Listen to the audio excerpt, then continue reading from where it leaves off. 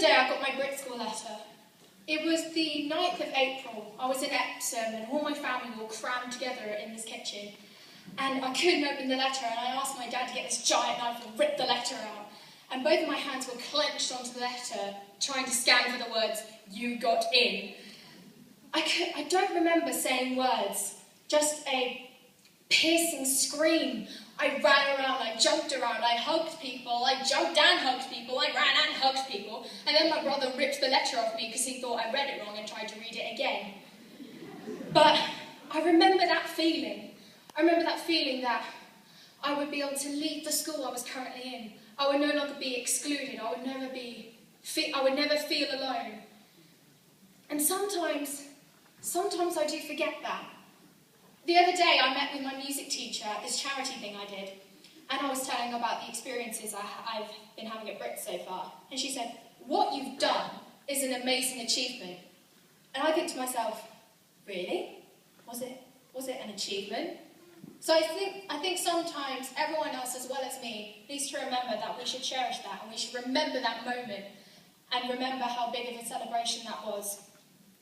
I remember what I was like before Brit. I remember sitting outside my lessons at lunchtime reading Harry Potter and thinking, Harry Potter is my only closest friend at my old school. And I remember when I got that letter that when I came here I wanted a sense of belonging and to have my own friendship circle. When I first got here I was so scared that I wouldn't be able to live up to the expectations that the Brit School had. And then when I went to Strand and everyone was greeting each other with bowing and curtsying, I then thought, yeah, I'm going to fit here really well. And so in the 2 years I've been here I've realised that I have made a massive circle of friends which I will treasure for the rest of my life. Not only that I've changed in social skills, but I think everyone else as well as me has also changed in technique skills. And you can tell that by the FMPs we've had this year. Like the anything box. Maybe a cliche, but it blew my mind like the 4th of July. And the little shop of horrors when bits of the set fell down. Oh well. And in the music show when Chris took his top off.